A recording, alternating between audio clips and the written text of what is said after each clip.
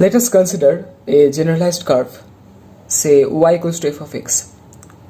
Here we wish to find the length of a segment of this curve. So at first we plot this y equals to f of x. Note that the graph is completely arbitrary and it does not matter however we draw it. The only thing that matters is this point is a comma 0 and this point is b comma 0. And consequently the coordinates of the point A is a comma f of a and the coordinates of point B is b comma f of b. So we intend to find the area under this curve AB. Sorry, not the area but the length of this segment AB. Actually this is very strange. In our syllabus we are taught how to find the area under a curve, how to calculate the areas enclosed by various complex figures, sometimes to find the volumes of several 3D figures. But the simple things like the length of a curve, the length of an arc, these things are not taught to us. Few days ago I asked one of my friends that if he is given a curve, then how will he find the length of it? He said that he will just put a string over it and then he will measure the length of the string using a scale. Now these type of answers are not expected from a student of class 12 who has learned calculus in his high school. So I thought of making a video to show you how to accurately find the length of a curve using calculus. So let's begin. Now let us consider a point on the curve and let us draw a tangent to the curve at this point. Let us say that the length of the tangent is dl, the distance in the x direction is dx and the distance in the y direction is dy. By applying Pythagoras theorem on this right angle triangle, we have dl square equals to dx square plus dy square. Solving for dl, we have dl equals to root over of positive square root over of dx square plus dy square. Now what does this dl actually signify?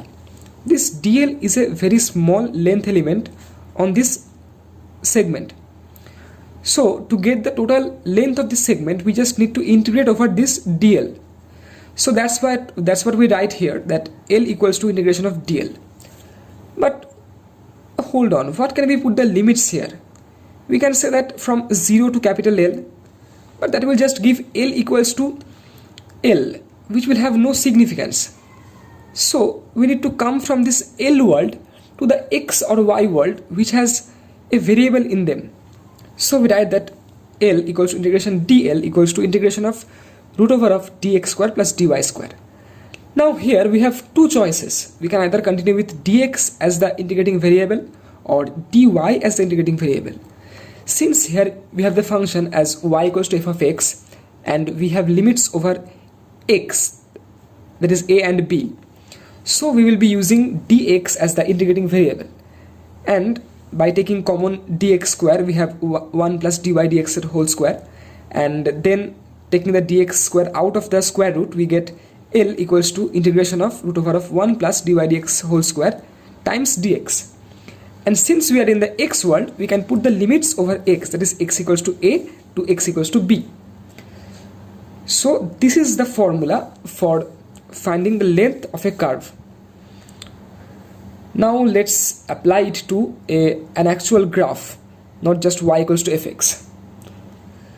The curve given is y equals to x square and the graph is very simple, we all know it. It is an upward facing parabola and the question is to find the length of this segment OA, that is from the origin O to the point A, that is 1, 1 on this curve. So we have to use the formula that we just derived to find out the answer.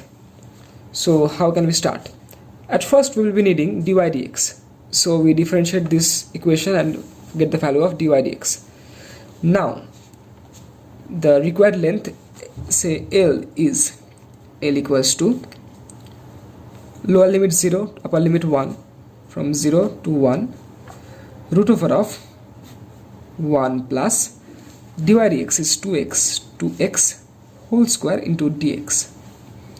So this can be written as integration 0 to 1 root over of 4x squared plus 1 times dx.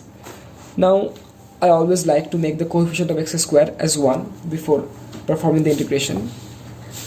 So we can write, taking this 4 common and taking it outside the square root, we have 2 integration 0 to 1 root over of x square plus, it will become 1 by 4, but I will write it as 1/2 whole square times dx, because this is a standard form and we know the result from integration by parts. I will be writing the form here. The integration is a quite big result. Integration root over of x square plus a square dx equals x by 2 root over of x square plus a square plus a square over 2 log mod x plus root over of x square plus a square plus c, where c is the integration constant, and this log is of base e, that is the natural logarithm. Now applying this formula here, we have L equals to 2 times x over 2 root over of x square plus 1 over 4 plus a square, that is 1 by 4, and 1 by 4 by 2, that is 1 by 8 log mod x plus root over of x square plus 1 by 4, and the limit is 0 to 1.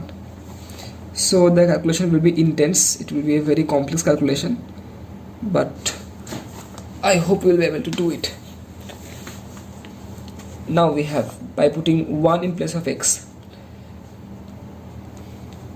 1 over 2 root over 1 plus 1 by 4 is 5 by 4, and it will simplify to root over 5 by 2 plus 1 by 8 log, it will be 1 plus the same thing root over 5 by 2 minus, putting 0, the whole term cancels to 0, and this term becomes 1 by 8 log 0 plus root over of 1 by 4 means half.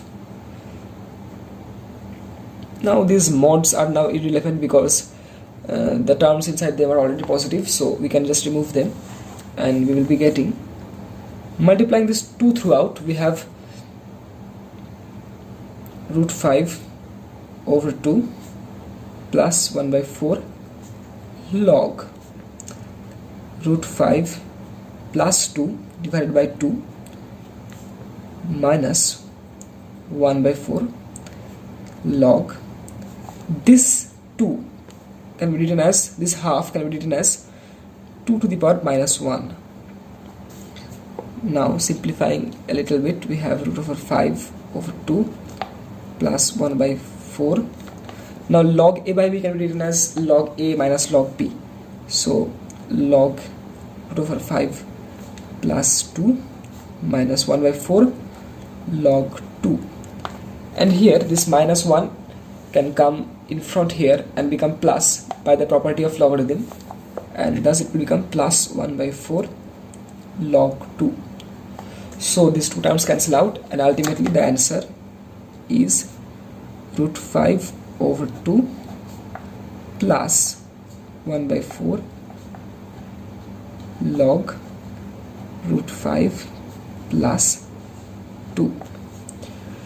So that's the answer, though it looks very complex, but that's the accurate result to the question above, that is the length of this segment OA.